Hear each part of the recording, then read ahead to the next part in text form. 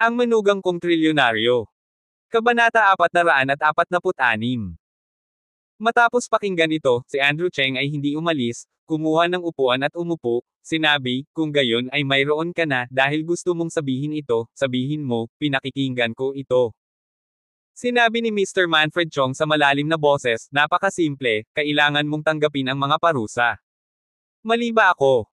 Narinig ito ni Andrew Cheng, natigilan ng ilang segundo, at pagkatapos ay nanunuya, nakikipag-usap ka ba sa akin tungkol sa parusa? Kung gayon, naniniwala ako na ang iyong pamangkin, na hindi isang mahusay na sandata, ay naaresto ng mahabang panahon nang hindi nalalaman ng ilang beses. Sumimangot si Manfred Chong, sumagot, hindi ito, kailangang mag-alala tungkol sa iyo, may nagawa kang paglabag, kailangan mong tiisin ang kinahinatnan. Alam niya sa kanyang puso na kahit ang kanyang pamangkin ay nagkasala, ngunit siya ay palaging ang kanyang pamangkin, at ang kanyang tiyuhin ay dapat maghayganti para sa kanya. Sa pagtingin sa pagganap nitong matandang Manfred Chong, walang magawang umiling si Andrew Cheng. Kasalanan ko man ito o kasalanan ng pamangkin mo, mas alam mo ang lahat kaysa sa iba. Gusto mo lang mag-exhale para sa pamangkin mo at pamilya Chong, o may gusto kang makuha sa amin, bakit hindi umikot sa napakaraming liko? Sabi ni Andrew Cheng. May malamig na kulay sa mga mata ni Manfred Chong, at sinabi niya ng may malalim na boses, anong uri ng tao si Shelby Chong na hindi mo dapat alalahanin, kailangan mo lang tanggapin ang aking mga parusa. Nagkibit balikat si Andrew Cheng at nagsabi, mukhang patay ka na at walang alam sa pagsisisi. Si Marian Yang ay nakatayo at nanunood mula simula ang kanyang mga mata ay dahan-daang nagpapakita ng dampi ng lamig. Sa oras na ito, itinulak ang pinto ng kahon, at apat na malalakas na lalaki ang pumasok mula sa labas. Nanguna ang isa sa kanila at dirdiretsong naglakad papunta kay Andrew Cheng at seryosong nagsabi, Kuya, samahan ka na namin, nakakainis talaga ang pamilya Chong at nakatadhana kang matapos ang paglalaro. Nilinggan ni Andrew Cheng si Manfred Chong ng malamig at ninisihan, Mr. Chong, masyadong clumsy ang kaya mo. Sa sandaling ito, sa wakas ay nagpakita si Manfred Chong ng isang mahinang ngiti at humigop ng alak. This is your fault. Minsan, some clumsy means have the best effect. Oh, actually you know better than anyone, pero mas gugustuhin mong gawin ito para sa pamangkin mo, hindi ka ba nagsisisi? Malamig na tanong ni Andrew Cheng. Si Manfred Chong ay tahimik, hindi alam kung ano ang kanyang iniisip. Itong batang ito, how dare he dare to talk to himself like this? Hindi ba niya alam ang reputasyon ng pamilya naming Chong? Ang bodyguard ng malakas na lalaki sa harap ni Andrew Cheng ay tila naiinip. Pinisil niya ang balikat ni Andrew Cheng at sinabing, ano ang silbi ng iyong mga salita, bumangon ka at sundan kami. Pagkasabi noon, hinayaan niyang umakyat ang kanyang mga tauhan at hawakan si Andrew Cheng. Napakurap si Andrew Ping sa mga mata niya at sinabing, huhulihin mo ang mga tao nang walang pinipili, sino ka? Malamig na ngumiti ang nangungunang lalaki, sino ka sa palagay mo para makipag-usap ng labis at mga tuwiran sa amin? Tiyak na sasabihin mo ang lahat pagdating mo doon. Pagkatapos ng lahat, niyakap ni Andrew Cheng ang kanyang dibdib gamit ang dalawang kamay, malamig na kumislap ang kanyang mga mata, at sinabing, ikaw ba ay mula sa pamilyang Chong? Si Manfred Chong ay nakaupo sa trono, pinapanood si Andrew Cheng at ilang matatapang na lalaki na nanunuya, hindi maiwasang mapangiti, lahat sa isang ito, mayroon bang hindi niya magagawa sa binatang ito? May bakas ng galit sa mukha ng malakas na lalaki, at saka siyang inisihan, oo, kami ay mula sa pamilyang Chong, bakit, natatakot ka na ba? Anong pangalan mo? Malamig na tanong ni Andrew Cheng. Ako lang naman si Lauso, dumating buong araw, maniniwala ka ba? Kung may reklamo ka, I'd mande mo lang ako. Mariing sigaw ng malakas na lalaki. Buong araw. Sabi ni Andrew Cheng, kumikinang ang kanyang mga mata sa lamig. Sumunod ka. Ngumisi ang malakas na lalaki na nagngangalang Xing Tianlei. Umiling si Andrew Cheng at sinabing, bakit mo ako hinuhuli? Anak, wala akong nakikitang luha sa kabaong. Buong araw ay galit niyang sinabi, pagdating mo doon sa lugar, sa palagay ko maiintindihan mo ang lahat. Bahagyang ngumiti si Manfred Chong sa gilid ng kanyang bibig, talagang hindi siya naniniwala na maaaring magkaroon ng mga tagasunod si Andrew Cheng. Batay sa ebidensya at ulat ng pinsala na isinumite ng aking sarili, sapat na upang ipadala si Andrew Cheng sa loob ng higit sa 10 taon. Si Marian Yang ay lalakad ng ilang hakbang pasulong at hihinto sa tapat ni Xing Tianlei, si Marian Yang ay sumimangot, at malamig na sinabi, sino ka, bakit mo siya ilalayo? Tumingin si Jing Tianlei kay Marian Yang patagilid, na may mahinang kislap ng liwanag sa kanyang mga mata, ngunit agad na sinabing may sarkastikong ngiti, kinokontrol mo kung sino kami. Maaari mong pangalagaan ang mga taong gustong dalhin ng mga Chong. Ito ba? Malamig at kaakit-akit ang mukha ni Marian Yang, hindi ba natatakot ang mga Chong kay Mr. Wang? May gustong sabihin pa si Marian Yang, ngunit nalaman niyang marahang hinailan ni Andrew Cheng ang kanyang damit, at saka ngumisi sa kanya, relax, hindi ako magiging comfortable kung nandito ka, pumunta ka lang sa labas at hintayin ang balita ko. Bahagyang nag-alinlangan si Marian Yang, ngunit tumango.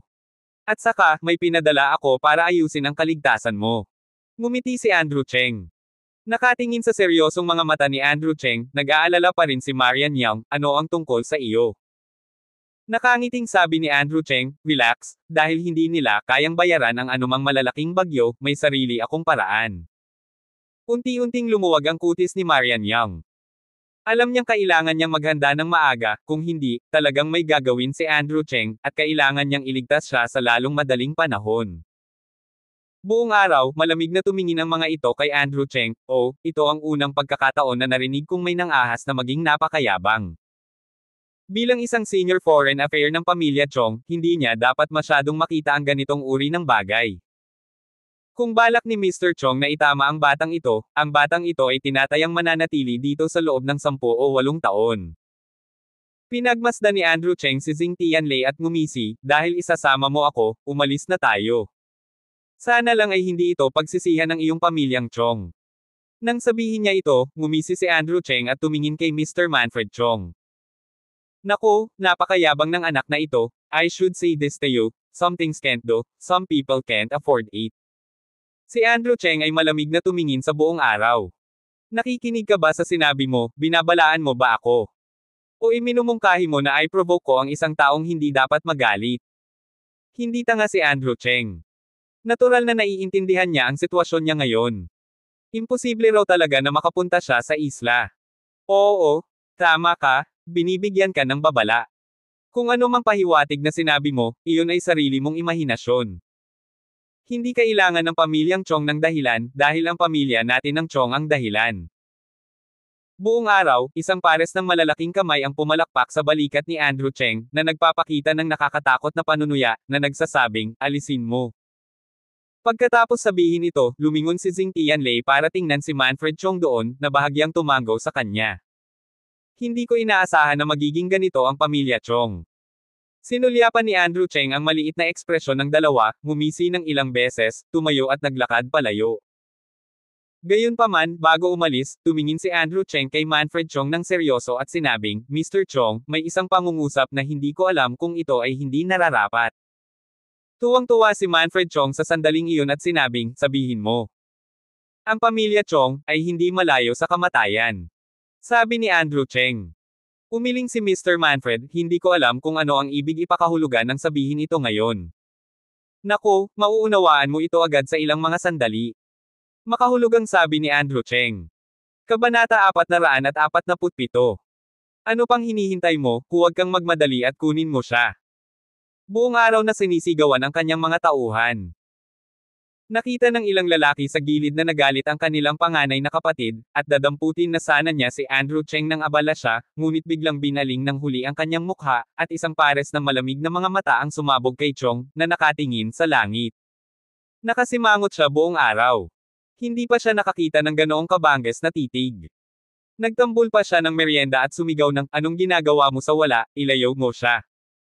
Sa pagkakataong ito, hindi lumaban si Andrew Cheng, ngunit hinayaan ang kabilang partido na i-twist ang sarili sa labas ng kahon. Pinaikit ni Andrew Cheng ang kanyang mga mata at nginisihan ang gilid ng kanyang bibig, nakatingin sa langit. Kilala mo ba si Jing Chanho? Biglang sabi ni Andrew Cheng. Anong ibig mong sabihin? Biglang hindi naintindihan ni Jing Tianlei kung bakit nagtanong si Andrew Cheng. Gayunpaman, kilala niya si Jing Chanho, at kapatid niya si Jing Chanho. Leon ay maraming taon na ang nakalipas. Ang aking kapatid na lalaki ay isang foreign affairs butler ng pamilyang Chong noong panahong iyon, na dalubhasa sa mga baluktot at itim na bagay. Higit pa rito, si Jing Chanho ang pinakanamumukod tanging foreign affairs sa mga anak ng Chong ng henerasyong iyon. Napakataas ng kanyang kung fu. Gayunpaman, 8 taon na rin ang nakalipas nang ang pamilya Chong ay nagdulot ng malaking kaguluhan. Hindi lamang ang bulwagan ng Wang ng pamilyang Chong ang nilinis ng kabilang partido, ngunit si Xing Chanho ay malubhang nasugatan din. Bawal ang bagay na iyon para sa buong pamilya ng Chong. Nagkatinginan sina Xing Tianlei at Manfred Chong, at pareho silang natigilan. Paano nakilala ng batang ito si Chanho?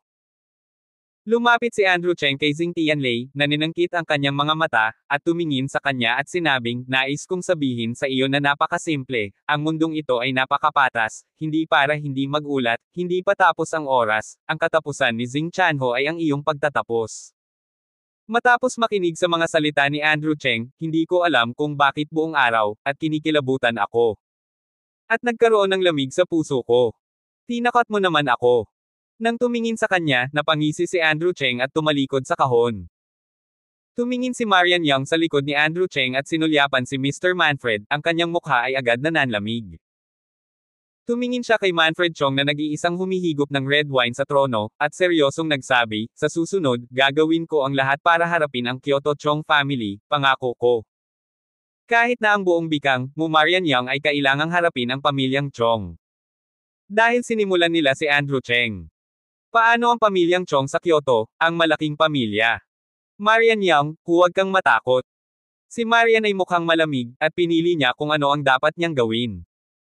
Siya ang pumili na gamitin ang lahat ng paraan upang harapin ang pamilyang Chong sa Kyoto. Kahit kotse ang braso niya, hindi siya nagdalawang isip. Kahit na siya ay isang babae, ngunit sa sandaling ito ay malakas na binibigkas ang mga salitang ito. Miss Young? Bakit ka naghihirap? Na-survey ko na si Bikang at ito ay napaka-promising. Paano kung makipagtulungan ka sa ating pamilyang Chong? Si Manfred Chong ay puno na ngayon ng masamang tubig at abakes. Ang kanyang layunin sa pagpunta sa Xiangjiang ay napakasimple.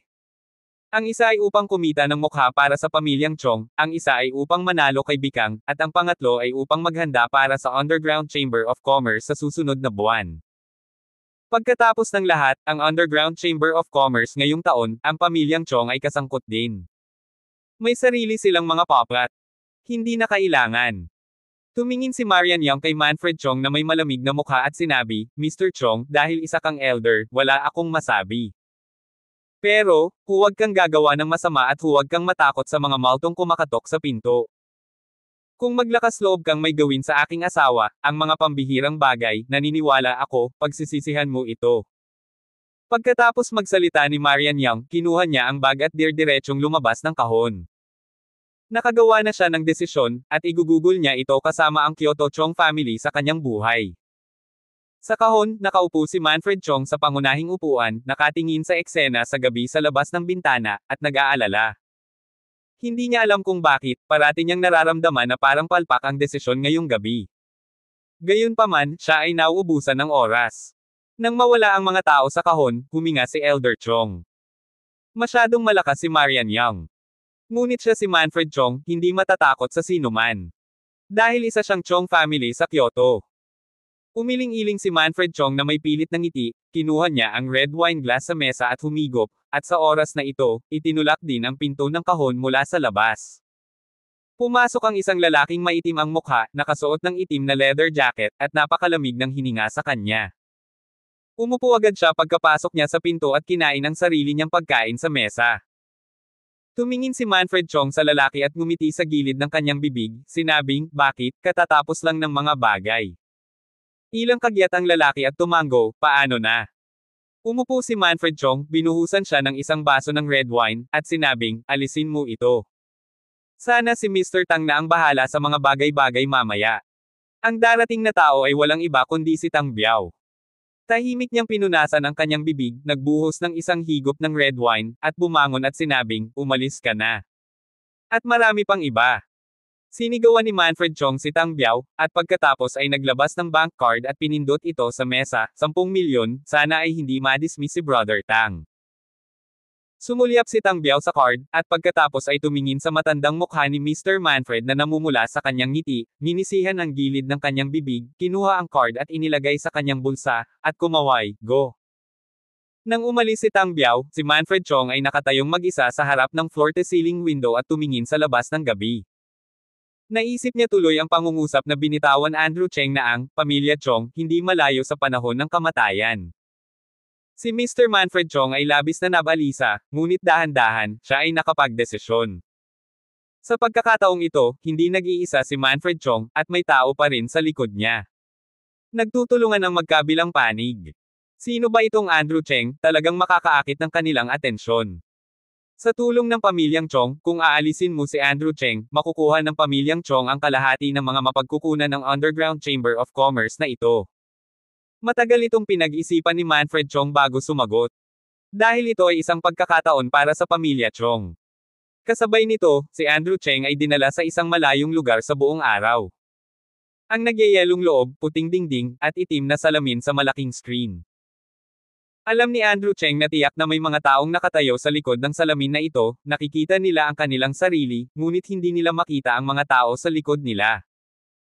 Si Andrew Cheng ay nakaupo sa likod ng mahabang mesa, ang kanyang mga kamay ay pinahirapan, ngunit tila hindi siya kinakabahan, nakatingin sa bagong kapaligiran, paminsan-minsan ay nagpapakita ng mahinang ngiti.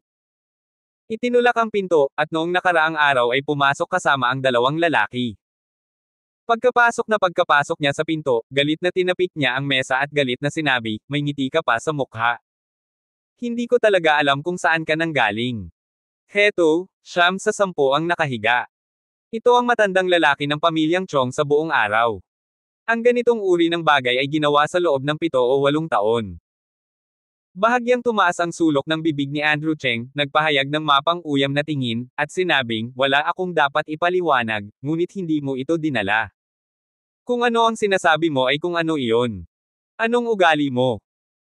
Buong araw, marahas niyang hinampas ang mesa, at kinailangan niyang sundan ang mga damit ni Andrew Cheng para sa pag-aayos ngayon, para maging daan para sa follow-up na gawain, at sa pamamagitan lamang ng mga pagtatapat na ito ay maisasara niya si Andrew Cheng.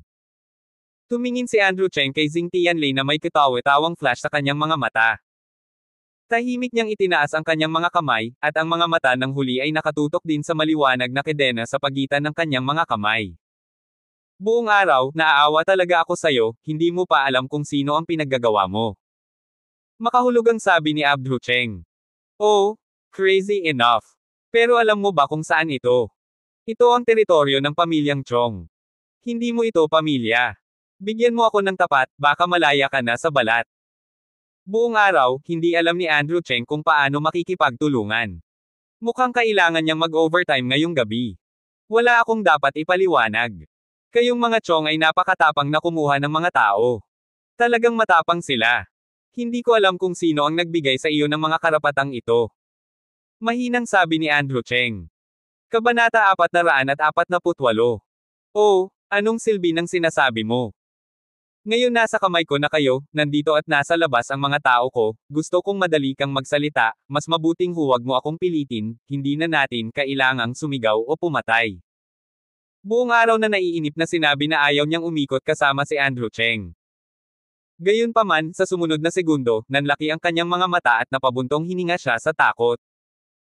Itinaas ni Andrew Cheng ang kanyang mga kamay at hinawakan ang kanyang mga kamao, at pagkatapos ay nakita niya na ang mga kedena ay deformed. Sa loob ng ilang segundo, ang pares ng pilak na kumikinang na posas ay pinutol ni Andrew Cheng. Natakot akong bumalik ng ilang hakbang sa lugar, grabe. Manpower pa rin ba ito? Matapos maputol ang mga posas, nagpakita si Andrew Cheng ng bahagyang pagngisi sa sulok ng kanyang bibig, at pagkatapos ay ginalaw ang kanyang palso upang tingnan ang 3 tao na matagal nang natulala, na nagsasabing, alam mo ba kung ano ang naging dahilan ng katapusan ni Jing Chanho? Pagkatapos ng isang araw na pagkatulala, nabasa na ng malamig na pawis ang kanyang likod, paanong hindi niya malalaman na ang kanyang kapatid ay binugbog bilang isang vegetative, at nakahiga pa rin sa ospital. Siya ang pinakamakapangyarihang foreign affair ng pamilya Chong. Gayunpaman, kahit anong tanong ni Jing Tianlei, hindi sinabi ni Jing Chanho ang mga detalye ng kanyang mga pinsala sa taong iyon. Hindi ito ang pinaka-nakamamatay. Ang pinaka-nakamamatay na bagay ay, hindi nagtagal pagkatapos ng insidenteng iyon, si Jing Chanho ay pinatalsik. Mula sa Chong Family Center. Sa tuwing pupunta siya sa ospital upang bisitahin siya, binabanggit ito, si Jing Chanho ay puno pa rin ito ng gulat. Bakit biglang nagtanong yung batang nasa harapan ko? Alam ba niya ang totoong dahilan nito? O kaya, hindi, Ito ay imposible. Nang mahulaan ni Tianlei ang isang tiyak na posibilidad, nginitian lang siya ni Andrew Cheng, at naputol din ang nakakasilaw na tanikala. Hindi ko maiwasang lamigin buong araw, pati talukap ng mata ko ay tumatalo ng ligaw. Ganito ang reaksyon niya, tumapak na siya sa dead end. Ito ay hindi lamang isang seizure. Ang iba pang mga dahilan sa likod nito ay masyadong nakakatakot isipin. Halos kaagad, nang makitang tatayo na si Andrew Cheng, mabilis niyang hinugot ang baril sa kanyang baywang ng buong lakas, itinutok kay Andrew Cheng, na dahan-daang tumayo, at sumigaw, "Ano ang ginagawa mo?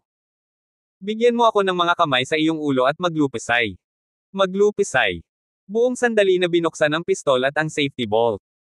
Nagkibit balikat si Andrew Cheng at huminto, at sinabing, "Ano ang ikinatutuwa mo, huwag kang masyadong magpanik.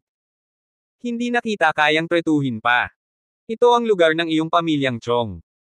Ikaw ay isang tagapamahala ng pamilyang Chong pa rin, so scared, totoo ba ito? Gayunpaman, maaari akong magbigay ng isang piraso ng payo kung ikaw ay nahuhumaling, maaari kang magkaroon ng parehong mga kahihinatnan bilang Xing Chanho." Siya na talaga. Nang marinig ang pangungusap na ito, buong araw ay nagalit, "Who the hell are you? Huwag mo akong tignan ng ganyan, kung sino ako, alam na alam ni Xing Chanho, alam din ng ulo ng pamilya ni Chong, pero hindi ka malinaw, nakakaawa." Napailing si Andrew Cheng at ngumiti, "Alam mo ba kung bakit ang pamilyang Chong ay hindi naglakas loob na magsalita pagkatapos ng insidente ng pamilyang Chong, 8 years na ang nakakaraan? Sinasabi ko sa iyo ito. Lamang ang nag-iisa sa mundong ito ay ang lahat ng iba pa ay mahirap." Sa sinabi nito, pinisil ni Andrew Cheng ang kanyang kamao, kitang-kita ang kahulugan. "Sino ka? Ano ang pagkakakilanlan mo?" Hindi siya tulalo buong araw. Hawak pa rin niya ang baril, at ang dalawa niyang tauhan ay nakatayong magkahiwalay, ginagawa ang kilos ng pagbubunot ng baril. Alam lang ni Xing Tianlei na ang kanyang kapatid ay isinaayos ng pamilya Chong noong araw na iyon. Pagbalik niya, sayang na siya. Sa bagay na ito, hindi ito binanggit ng kanyang nakatatandang kapatid na si Xing Chanho. Ang katahimikang ito ay 8 taon. Ano kaya ang nangyari dito, kung hindi, ayon sa ugali ni Chong, sila ay hindi papayag na sumuko? Hindi kaya may nakatagpo silang isang pamilyang hindi magagapi? Anong identity ang tinatanong mo sa akin? Hinawakan ni Andrew Cheng ang kanyang mga braso at pinisil ang kanyang baba, sinabing, "Nakakahiya ka sa akin." Natatakot akong sabihin ito, ngunit lumuhad ang buong pamilyang Chong at humingi ng awa sa akin. Buong araw ay nakakunot ang noo niya. May hawak man siyang baril ngayon ay kitang-kita niya na walang takot ang lalaking nasa harapan niya, pero dehado siya. Anong card meron siya? Hindi ito hanggang sa buong araw. Ang kalmadong saloobin ni Andrew Cheng ay sapat na upang ipakita ang ilang mga problema. Ang lalaking ito ay hindi dapat magalit, kung hindi, ang kanyang wakas ay magiging katulad ni Xing Chanho. Gayunpaman, na-provoke na niya siya. Sa ilalim ng matinding panggigipit, ang mga tao ay madaling makihalubilo, tulad ng ngayon. Tiningnan ni Andrew Cheng ang gulat na reaksyon ni Mr. Xing, ang ngiti sa kanyang mukha ay kasing liwanag pa rin ng simoy ng tagsibol, ngunit ang ngiting ito ay kakilakilabot sa mga mata ni Xing Tianlei. "Payo ko sa iyo, huwag gumawa ng anumang mga desisyon bago mo maunawaan ang mga bagay, get yourself into it carefully. Your Chong family is so lawless now and really not scared to death." Mahinang sabi ni Andrew Cheng. "Boy, kailangan mo ba akong takutin, hindi naman masama ang Chong family gaya ng sinasabi mo." Buong araw ay isang panunuya ang lumabas sa mga sulok ng bibig. "Marahil sa iyong mga mata, ang pamilyang Chong ay lubhang kapansin-pansin at hindi mata mo." Bahagyang ngumiti si Andrew Cheng, ngunit sa aking paningin, ang pamilyang Chong ay parang langgam lang. Buong araw, ito ay ganap na matatakot sa momentum ni Andrew Cheng, na walang kamalay-malay na pinangungunahan na ni Andrew Cheng. Gayunpaman, ngayong malinaw na siya sa kanyang sariling sight, at ang kabilang partido ay malinaw na napapalibutan ng napakarami sa kanila, bakit pakiramdam nila ang presyon ng bundok at dagat mula sa kabilang partido sa buong araw. Noon pa lang, buong araw siguro siyang proud na proud, tutal marami naman siyang ginawang ganyan. Pero ngayon, nang malaman niyang ang lalaking nasa harapan niya ay ang lalaking nakasugat ng husto sa kanyang kapatid, nakaramdam siya ng hindi kapani-paniwala. Nakasakit siya ng taong hindi dapat masaktan. Ito ay isang dead end. Si Xing Chanho ay talagang malubhang nasugatan mo. Nakatingin kay Andrew Cheng ng buong sandali, nakakunot ang noo, hindi pa rin siya naniniwala, at patuloy niyang sinusuri ang mga kalamangan at kahinaan ng mga bagay. Sa bagay na ito, dapat siyang gumawa ng isang pagpipilian sa lalong madaling panahon, kung hindi, siya ay malamang na ilagay sa natitirang bahagi ng kanyang buhay. Ito ay hindi upang sabihin kung paano matakot sa mga bagay-bagay sa buong araw, ngunit tulad ng sinabi ni Andrew Cheng, may ilang mga tao na hindi mo kayang pukawin, may ilang mga bagay na kailangan mong isaalang-alang para sa ikabubuti ng iyong sarili. Hindi katangahan na makita ka, at wala akong kailangang itago. Ito ay ginawa ko. Ngumisi si Andrew Cheng, ang ngiti ay bumagsak sa mga mata ng ilang tao sa loob ng bahay, ngunit ito ay sobrang nakakatakot.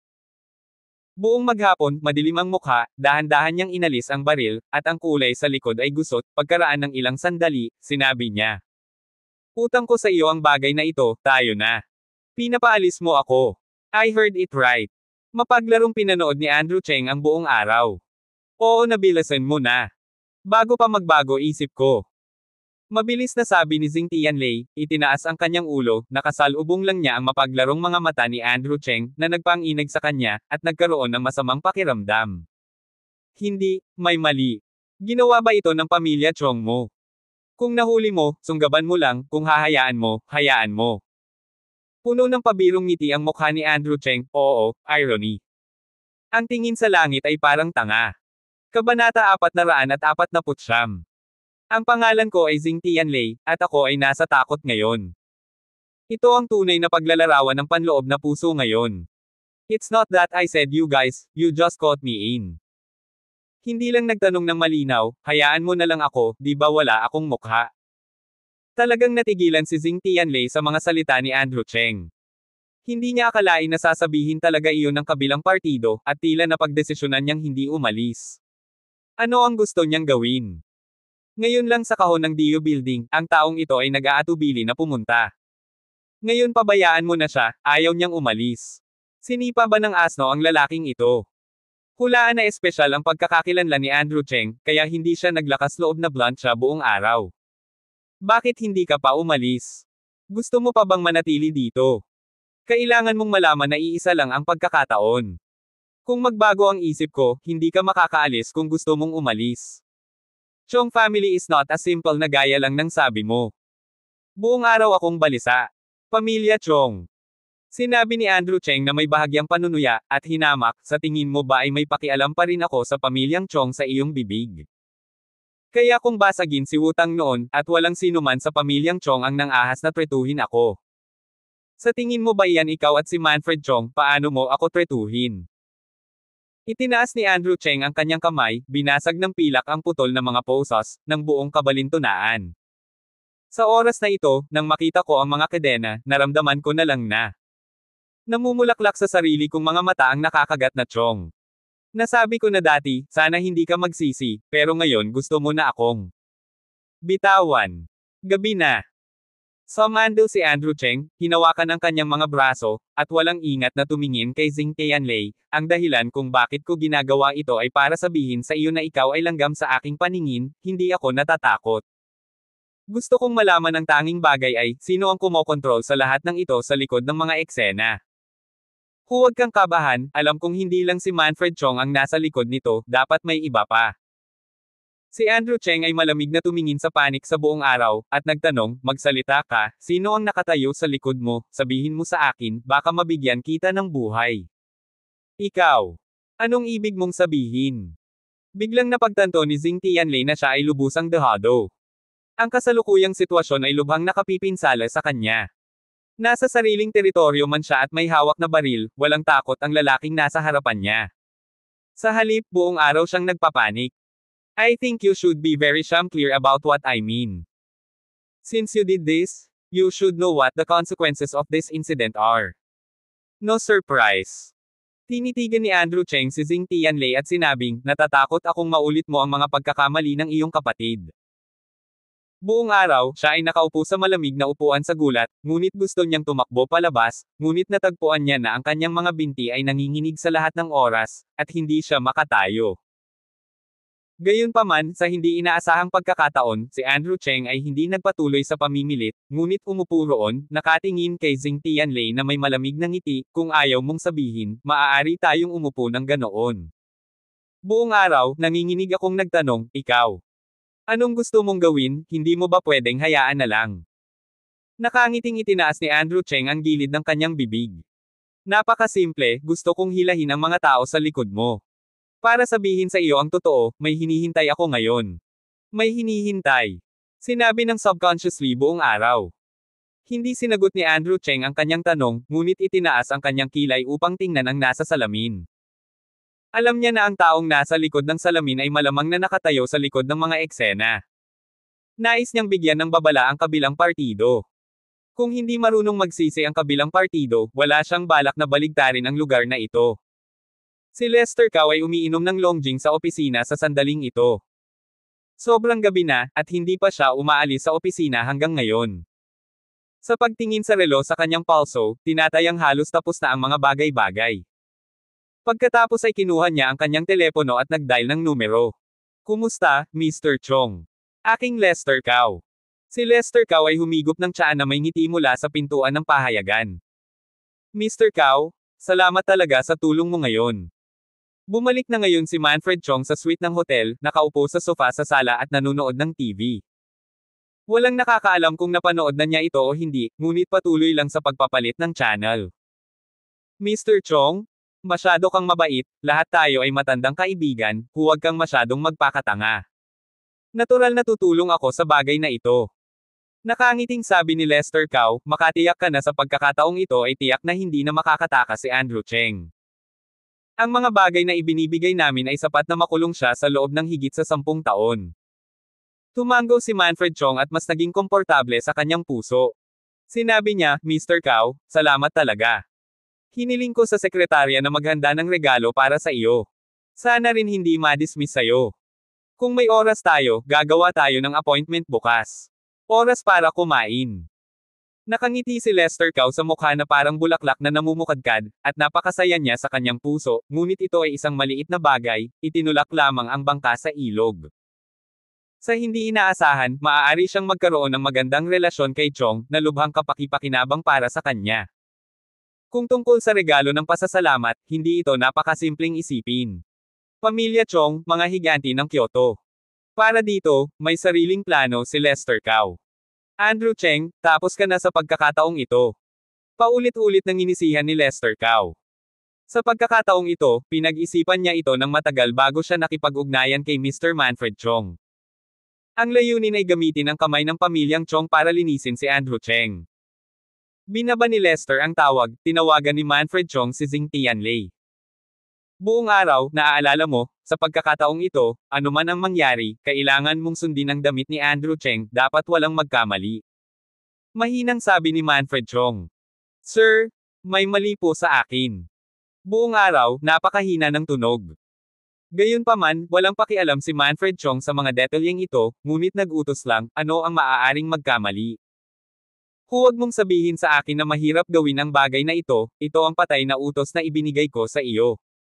Pagkatapos ng lahat, ibinaba ni Manfred Chong ang telepono. Sa madilim na silid, buong araw na pinisil ang telepono, at ang ekspresyon ng kanyang mukha ay hindi sigurado at napakayaman. Ngayon ay ganap na nabaligtad ang mga tungkulin nila ni Andrew Cheng.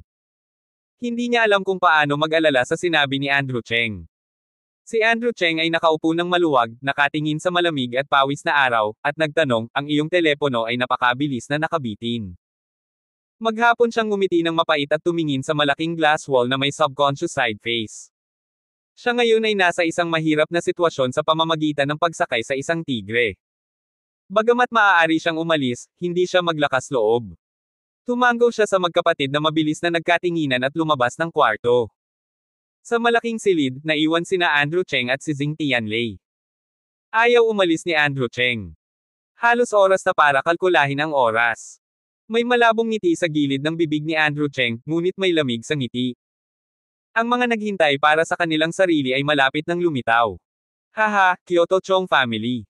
Hintayang linisin ito ng bagyo. Sa labas, sa likod ng malaking glass wall, nakatayo ang tatlong tao, dalawang lalaki ngayon lang, isang kalbong lalaki na may hawak na mga kamay, si Tang Biao. Tinitigan niya sa salamin ang bawat galaw sa silid. Kuya, ano ang dapat kong gawin? Medyo nag-aalalang tanong ng isa sa kanila. Itinaas ni Tang Biao ang sulok ng kanyang bibig na may pagngisi, teka, gusto ko talagang malaman kung sino ang hinihintay niya. Kabanata 450.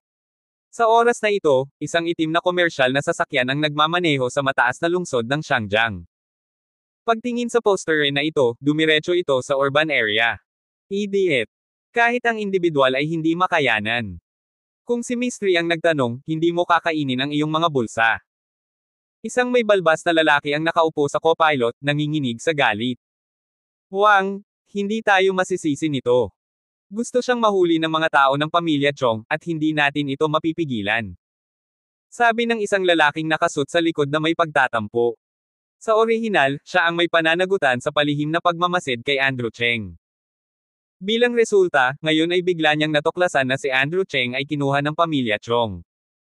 Pagkatapos ay nagmamadali siyang nagsumbong sa kanyang kuya dahil hindi siya naglakas loob na sabihin kay Miss Chan. Sa kalagitnaan ng gabi, ano ba talaga ang gustong gawin ng tatlong tiyuhin ng Chong family? Matalas ang mga mata ng lalaki ng co-pilot, may sama ng loob, at tila nagrereklamo. Pagkatapos ng lahat, kinuha ng lalaki ang kanyang telepono, nag-dial sa telepono, at binago ang kanyang mukha ng isang magalang na tingin, Miss 3, inaresto si Mr. Cheng. Si Miss Steffi Chan ay naliligo ng komportable. Nang marinig niya ito, agad siyang bumangon mula sa bathtub na puno ng mga rosas, nilakad ang kanyang mahahabang binti, nakabalot ng mga tuwalya sa paligwan, at tumingin sa malamig, at nagtanong, sino ang nakakuha nito? Korean Chong family, Manfred Chong, Sonny Chong. Dahil ano? Naglakad si Steffi Chan sa sweet hall at kumuha ng isa pang mobile phone. Dahil daw iyon sa sinadyang pananakit. Tulad ng alam mo, nagbakasyon si Mr. Cheng kasama si Shelby Chong, ang pangalawang anak ng pamilya ni Chong. At saka, narinig ko na ang itim na kamay ni Mr. Cheng ay na-blackmail at siya ay binugbog ni Mr. Cheng. Noong huling beses na dumating si Manfred Chong sa Xiangjiang, isang piging ang itinakda, at inaresto siya ni Lester Cao, ang pinagsamang kumpanya ng Tian Yao. Mukhang magalang ang lalaki ng co-pilot at humingi ng tawad sa tono nito. Sa takot na malungkot ang ikatlong babae sa telepono, binuksan nila ito. Nag-isip sandali si Miss Steffi Chan, at sinabing, nakikita ko, pumunta kayo para humanap ng paraan para kaladkarin sila, at pupunta ako doon sa ilang sandali. Pagkababa ng telepono, ipinakita ni Miss Steffi Chan ang kanyang mga kilay ng mahigpit at tiningnan ang isa pang mobile phone sa kanyang kamay, biglang tumaas ang kanyang bibig at sinabing, gusto pa bang mabuhay ang pamilyang Chong na ito? Pagkatapos ng lahat, kinuha niya ang telepono at lumakad patungo sa bintanang mula sahig hanggang kisame, inalalayan ang kanyang dibdib gamit ang isang kamay, nag-dial ng numero, at sa boses niya ay lumabas ang tono ng pag-uutos, bigyan mo ako ng masusing pagsisiyasat sa Tian Yao Company at Mr. Manfred Chong. Sa loob ng kalahating oras, ay package ang lahat ng ebidensya at ipadala ito sa akin, pakisuri din ang lahat ng transaksyong pinansyal ng pamilya Chong sa Xiangjiang. Katatapos lang uminom ni Manfred Chong ng isang tasa ng mainit na tsaa, kaliwat kanan ang iniisip, at tinawagan muli si Xing Tianlei. Buong araw hindi ako mapakali. Tiningnan ko ang caller ID ng aking mobile phone, bahagyang kumunot ang aking mga kilay, at muli kong tinignan si Andrew Cheng, napakayaman ng kanyang ekspresyon. Halika na nga, mas maganda kung papuntahin din siya dito, sabihin na nating hindi in person. Ngumiti si Andrew Cheng. Ito ay parang Big 5 at Big 3 buong araw, pero medyo nagpapayo ang mga tao, halatang teritoryo niya ito, pero parang krimen ang pag-uugali. Buong araw niyang sinulyapan ang glass wall, at naririnig din ng headphone sa tenga niya ang, receive it. Pagkatapos ay pinindot niya ang answer button, at biglang lumabas ang boses ni Manfred Chong, na may bahid ng pagkainip. Gaano katagal bago mo makuha ito buong araw? Ang tagal na. Sir, ako po. Medyo nahihirapan po talaga ako dito. Buong araw siyang inosente. Tahimik niyang sinulyapan si Andrew Cheng at nauutol na sinabi. Mahirap. Anong klaseng hirap? Isa kang senior foreigner ng pamilya Chong ko. Kukunin mo lang ang isang tao at ibuka mo ang bibig mo. Anong mga paghihirap ang makakaharap mo? Kung hindi mo man lang kayanin ang maliit na bagay na ito, hindi ko sa tingin mo kailangan mo ito. May ginagawa ako sa bahay ng pamilya Chong ko. Hindi ito nakuha ni Mr. Manfred Chong nang marinig niya ito, at bigla siyang nagalit sa kanyang puso. Hindi niya maiwasang sisihin siya sa buong araw. Oo, Sonny. Medyo mahirap talaga dito, oh. Pumunta ka dito ng personal. Lalong nanginginig ang tunog ng buong araw. Pupunta ako. Anong silbi mo? Sa sandaling marinig ito ni Old Manfred, bigla siyang nagalit na siya pa rin ang ikatlong lolo ng pamilyang Chong. Ano ang ginagawa mo para itaas ang iyong senior foreign affairs? Mga strobale. Sir, ito. Kailangan mo talagang pumunta mag-isa. Gustong magpatuloy ni Xing Tianlei at direktang nagambala ni Mr. Manfred. Xing Tianlei, sinasabi ko sa iyo, at bigyan ka ng isa pang oras. Kung hindi ka pa nakakuha nito, maghihintay kang mapaalis sa pamilya Chong. Tama. Pagkatapos noon, direktang ibinaba ni Manfred Chong ang tawag. Nakikinig sa beep-busy na tono ng mobile phone buong araw, nakatingin kay Andrew Cheng na walang magawa, tila nagtatanong kung ano ang susunod na gagawin. Si Andrew Cheng ay naging kanyang nakatatandang kapatid. Na may bahagyang ngiti, sinabi ni Andrew Cheng, huwag magmadali, maghintay. Hindi ko pa rin maisip kung ano ang hinihintay ni Andrew Cheng. Gayunpaman, sinabi ng lalaki na kailangan niyang maghintay, kaya maaari lamang siyang maghintay kasama niya. Higit pa rito, si Tang Biao sa labas ay tahimik, kaya labis siyang nababalisa. Tumayo si Tang Biao sa likod ng glass wall at tumingin sa tamad na si Andrew Cheng sa loob habang nakangiti ang mga braso. Ang taong ito, hayaan siyang tumakas noong nakaraan, kung ano ang gagawin sa oras na ito, kailangan ding mang-blackmail, at pagkatapos ay itapon ng ilog. Hindi, hinayaan ni Pangulong Kao na magawa ito. Sa ilalim ng madilim na gabi, isang itim na komersyal na sasakyan, tulad ng isang streamer, ang mabilis na sumugod sa isang pribadong patio ng pamilyang Chong sa Shangjang, nang walang tigil. Hindi nakita ng security guard sa pintuan ang nangyayari, at laking gulat niya sa malamig na hanging sumabit. Napakabilis ng takbo ng sasakyan na ito na hindi malinaw ang plaka. Napaka-reckless ng commercial vehicle, at dumiretso ito sa compound. Makikita na ang driver ay naghahanap ng namatay o nagmamadali. Makalipas ang ilang minuto, nag-respond na ang mga security guard. Hindi ito sasakyan ni Chong. Iyon ay para makapasok sa compound ng Chong. H6 of the Chong family in Kyoto. Anong klaseng tao ang nilalaro mo sa Chong family compound paggabi? Naglalako lang yan. Kunin mo ako lahat. Sigaw ng security guard. Hinahanap ko kayo. Nakatayo si Naming sa harapan, at ang lalaking nakatalikod ay isang practicer sa unang tingin. Bukod dito, sa kanilang negosyo, ilang mga security guard ang nagkatinginan. Tiningnan ito ng security guard saglit at hindi sigurado, naghihintay ka. Nang matapos siya ay tumakbo siya papasok. Si Tang Biao ay nakikipag-usap pa rin sa kanyang mga tauhan, at isang security guard ang nagmamadaling pumasok at nagsabi, "Brother, may isang grupo ng mga tao sa labas, at ang pangalan ay upang makita ang manager." Sumimangot si Tang Biao at sinabing, "Sa wakas nandito na." Pagkatapos magsalita, lumabas ng gusali si Tang Biao kasama ang ilang lalaki, at nakita rin ang poster sa pintuan. Galit na galit ang kanyang mga kilay, at sinigawan niya ang mga tao, "Sabi ko, sino kayo, minamaliit ba ninyo ang pamilyang Chong? Dalhin niyo ang lahat dito." Isang lalaking nakasot sa likod ni Mingming ang sumulyap kay Tang Biao at nakangising sinabi, "Talagang utak ng baboy ang lalaking ito ng pamilyahan." Hindi niya alam kung patay na siya. Tinaas ni Tang Biao ang kanyang kilay at malamig na ngumiti, "Hindi ako mula sa pamilyang Chong, ngunit sino sa tingin mo ang namamatay?" Wei? Huwag kang magsalita ng kaunti, hindi tayo nandito para manggulo. Sa oras na ito, tumayo si Mingge, naglakad papunta kay Tang Biao, tumingin sa kanyang mukha, at nagsabi, "Tang Biao Tang kapatid, ikaw ba, hello?" Malamig na sinabi ni Tang Biao, "Kilala mo ba ako?"